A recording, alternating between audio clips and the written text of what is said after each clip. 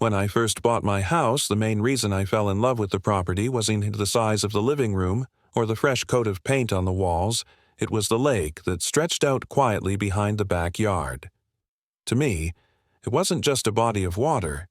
It was peace, a private little escape where I could cast a line, breathe in the crisp air, and let the stress of daily life melt away. The rippling surface caught the sunset every evening like a sheet of glass, and on quiet mornings the mist clung low to the water, making it feel like I'd stepped into another world. Fishing wasn't just a hobby, it was therapy, meditation, and a tie-back to my father, who had taught me the art of patience with a fishing pole when I was just a boy. That lake was the reason I signed the papers and handed over more money than I thought I'd ever spend on a house. For the first few months, it was everything I dreamed of. I would sit for hours by the shore, sometimes catching nothing, but still walking back inside with a clear mind and a satisfied heart. But then she appeared. The neighborhood already had whispers about her, the so-called queen of the HOA, a woman whose sense of self-importance was matched only by her willingness to interfere in everyone else's business. Karen. She had the kind of voice that could slice through walls, sharp and nasal, a permanent tone of disapproval no matter what the subject. And of course, she wore that smug expression, lips pursed like she was tasting something sour, eyes scanning like she was perpetually on the hunt for rule breakers. The first confrontation happened on a sunny Saturday. I had my chair set up at the edge of the lake, cooler at my side, line dropped lazily into the water. Birds were chirping, a couple of ducks gliding across the surface. It was perfect, until the rhythmic sound of clacking heels on pavement broke through. I turned and saw Karen marching toward me, arms already folded tightly across her chest. I could practically feel the storm brewing in her stride. "Excuse me," she barked, her shadow falling across me before her words fully landed. "What exactly do you think you're doing?" I blinked up at her, confused at the hostility. "Fishing," I said plainly, gesturing to the obvious rod in my hand. Her eyes narrowed as though I had confessed to a crime. "This is against community regulations. There's absolutely no fishing allowed in the lake. HOA rules." I almost laughed, thinking she had to be joking, but her face was stone serious. She even waved a folded packet of papers at me, shaking them like a weapon. "It's all here, in black and white," she continued, her voice rising. "You'll need to pack up and stop immediately." For a moment, her authority got to me. The way she spoke, the air of command, it triggered something old inside me, that childhood feeling of being scolded by a teacher for something I didn't do. I felt small, powerless, as though I had been caught breaking a rule I hadn't even realized existed. My first instinct was to apologize, but then the thought of giving up the very reason I bought this house sent a knot of anger burning in my chest. Still, I didn't want to start a war right then. "I'll look into it," I muttered, reeling in my line reluctantly, pretending to comply just to get her off my back. The moment she left, I didn't feel peace. I felt robbed. That lake was my safe place, my joy.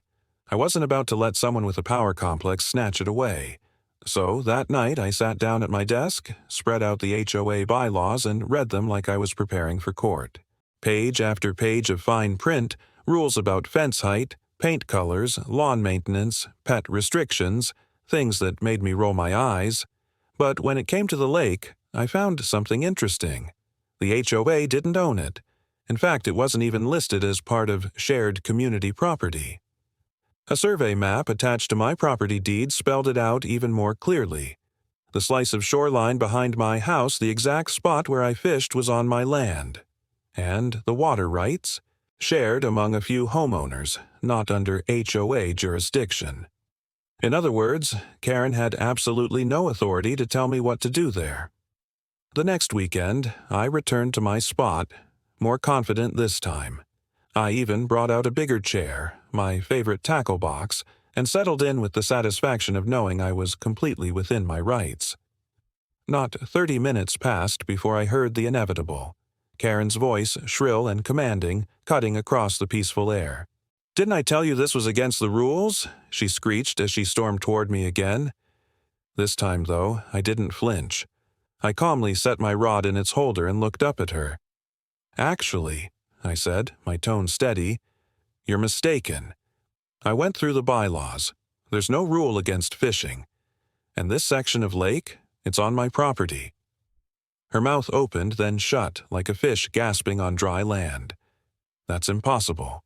"The lake is community property," she shot back, but her voice wavered, the certainty cracking. I pulled a folded survey map from my back pocket. Yes, I had come prepared, and spread it out on the little table beside me. "Here," I said, tapping the lines. "This area is mine, which means you're actually trespassing right now." The way her face drained of color was a sight I'll never forget. Her eyes darted to the map, back to me, then to the ground as though searching for a way out of the corner she had just backed herself into. She stammered something about needing to verify with the board, but her voice had lost its bite. For the first time, she looked unsure, small even. I didn't press further in that moment. I just leaned back in my chair, picked up my rod, and recast my line as if she weren't even there. The silence that followed was delicious. She sputtered once more, then turned on her heel and marched away, but not with the same confidence she had arrived with. It was the walk of someone who had been caught. From then on, she never bothered me directly about the lake again. But Karen wasn't the type to admit defeat gracefully. I'd catch her standing at the edge of the street, glaring at me from a distance, arms crossed, lips tight. Sometimes she would mutter to neighbors, pointing in my direction, trying to rally support against me. But the truth spread quickly once others realized she had tried to enforce a rule that didn't exist. Word got around that she had been trespassing on my land, barking orders she had no right to give. Suddenly, her reign of intimidation started to crack. People grew bolder about questioning her. She wasn't the untouchable queen bee anymore. For me, the sweetest revenge wasn't yelling at her, or filing a complaint, or even threatening legal action. It was sitting there, day after day, rod in hand, the quiet rippling of the lake surrounding me, while she watched helplessly from afar, unable to do a thing. The power she had tried to steal from me was gone, stripped away not by aggression, but by simple truth. And every time I saw her retreat, every time I cast my line with a calm smile, it felt like justice served. She had tried to take away my peace, and instead I had taken away her illusion of control. The lake is still mine. The fishing is still mine. And Karen? Well, she learned the hard way that not everything in life can be bossed around by a stack of fake papers and a loud voice. Sometimes the biggest bullies crumble when you stand your ground. And the best part is, I never had to raise my voice. I just had to let the facts speak louder than her lies.